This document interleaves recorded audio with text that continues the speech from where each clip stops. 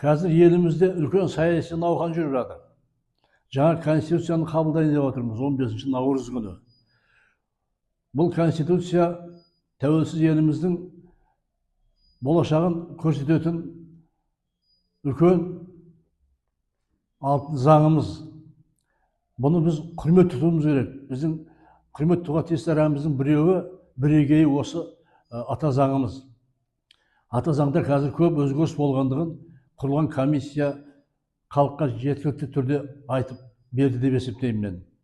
Енді түрлі көзқарастар отыр, ол да заңдылық шығар, бірақ негізінде конституцияны біз толық қабылдауымыз керек.